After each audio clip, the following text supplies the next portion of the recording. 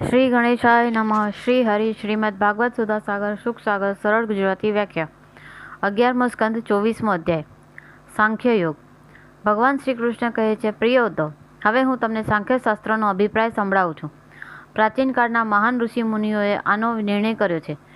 જ્યારે જીવ આને સારી રીતે સમજી લે છે ત્યારે તે ભેદબુદ્ધિમાં જન્મેલા સુખ દુઃખ વગેરે ભ્રમને તત્કાળ ત્યજી દે છે અને તેને સ્પષ્ટ સમજાઈ જાય છે કે એક બ્રહ્મ સિવાય બીજું કંઈ છે જ નહીં. પ્રારંભ કાળમાં જ્યારે યુગની શરૂઆત થઈ ન હતી ત્યારે જ્ઞાતા અને જ્ઞેય, દ્રષ્ટા દ્રશ્યનો એવો કોઈ ભેદ ન હતો. માત્ર સર્વત્ર એક જ તત્વ પરિપૂર્ણ હતું. પછી જ્યારે કૃતયુગ આવ્યો, વિવેક કુશળ લોકો આવ્યા, ત્યારે પણ બધાની બ્રહ્મદ્રષ્ટિ જ હતી. તે બધા અભેદ રૂપે સર્વને એક પરમાત્માનું જ સ્વરૂપ માનતા હતા. એમાં શંકા નથી કે બ્રહ્મમાં કોઈ પ્રકારનો વિકલ્પ નથી. તે કેવળ અદ્વિતીય સત્ય છે. મન અને વાણી ત્યાં પહોંચી શકતા નથી. તે વિશાળ બૃહત સત્ય સ્વરૂપ બ્રહ્મ જ માયા અને તેમાં પ્રતિબિંબિત જીવ રૂપે દ્રશ્ય અને દ્રષ્ટાના રૂપમાં બે ભાગમાં વિભક્ત જેવું થઈ ગયું. તેમાંથી એક વસ્તુને પ્રકૃતિ કહે છે. તેણે જગતમાં કાર્યકારણનું રૂપ ધારણ કર્યું છે.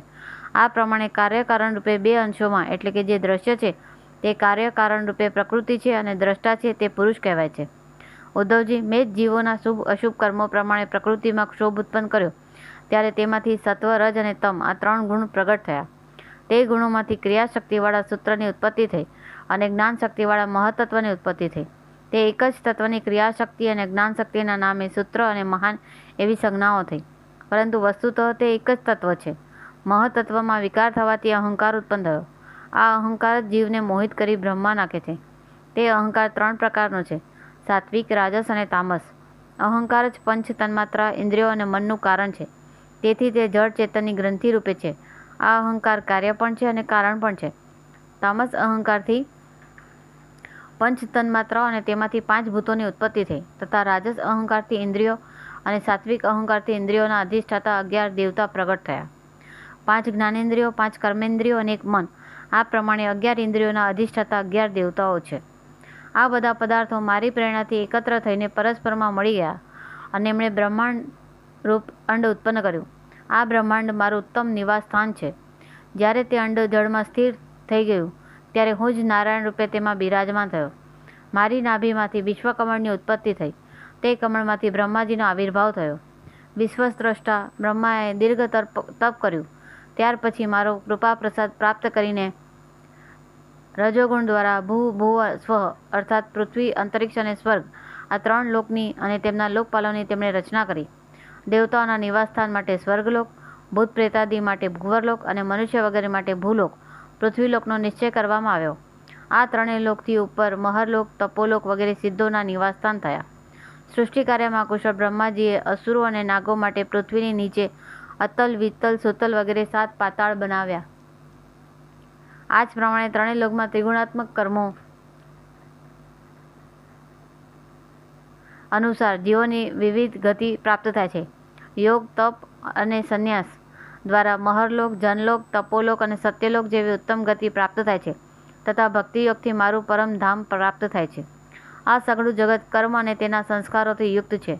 હું જ કાળરૂપે કર્મો અનુસાર તેમના ફળનું વિધાન કરું છું. આ ગુણ પ્રવાહમાં પડીને જીવ ક્યારેક ડૂબી જાય છે અને ક્યારેક ઉપર આવે છે. ક્યારેક તેની અધોગતિ થાય છે અને ક્યારેક તેને પુણ્યકર્મરૂપે ઉચ્ચ લોકની પ્રાપ્તિ થાય છે.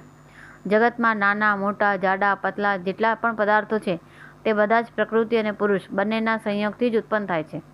જેના આદિ અને અંતમાં જે તત્વ છે તે જ તત્વ મધ્યમાં પણ છે અને તેને સત્ય માનવું. પરંતુ વિકાર સત્ય નથી, કલ્પના માત્ર છે. જેમ સોનામાંથી કડા, કુંડળ વગેરે સોનાનો વિકાર અને માટીનો વિકાર એટલે ઘડા, કોળિયા વગેરે બન્યા. આ ઘડો, કોળિયા અને કડા, કુંડળ બન્યા તે પહેલાં માટી અને સોનું હતું અને જ્યારે ઘડા ફૂટી જશે કે અલંકારો ઓગળી નખાશે ત્યારે માટી અને સોનું જ રહેશે. મધ્યમાં આકારો અને અલંકારો છે ત્યારે પણ માટી અને સોનું જ છે.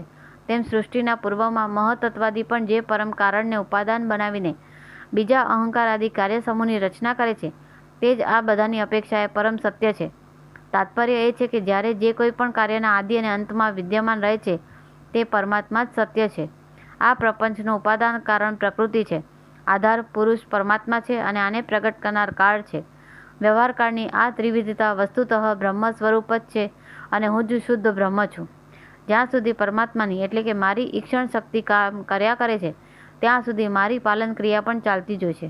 ત્યાં સુધી જીવોના કર્મોના ભોગ માટે કારણ કાર્યરૂપથી અથવા પિતા પુત્રના રૂપથી આ સૃષ્ટિ ચક્ર નિરંતર ચાલતું રહે છે.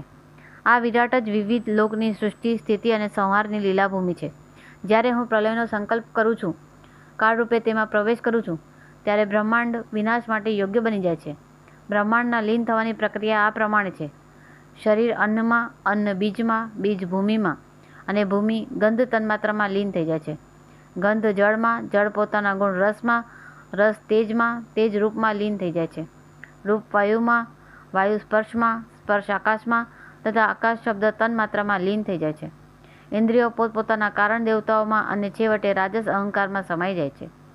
હે સૌમ્ય, રાજસ અહંકાર પોતાના નિયંતા સાત્વિક અહંકારરૂપ મનમાં, શબ્દ તન્માત્રા પંચ મહાભૂતોના કારણરૂપ તામસ અહંકારમાં અને સઘળા વિશ્વને મોહિત કરવામાં સમર્થ ત્રિવિધ અહંકાર મહત્તત્વમાં લીન થઈ જાય છે.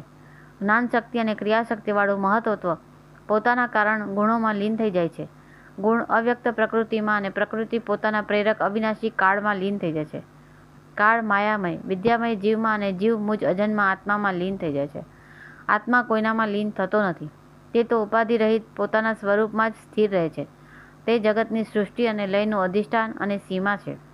ઉદ્ધવજી, જે આ પ્રમાણે વિવેક દ્રષ્ટિથી જુએ છે, તેના ચિત્તમાં આ પ્રપંચનો ભ્રમ થઈ જ શકતો નથી. અને કદાચ તેનો ભ્રમ થઈ પણ જાય તો તે વધારે સમય હૃદયમાં કઈ રીતે રહી શકે? શું સૂર્યોદય થયા પછી પણ અંધકાર રહી શકે ખરો? ઉદ્ધવજી, હું કાર્ય અને કારણ બંનેનો સાક્ષી છું.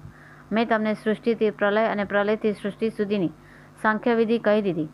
આથી સંશયની ગાંઠ કપાઈ જાય છે અને પુરુષ પોતાના સ્વરૂપમાં સ્થિત થઈ જાય છે.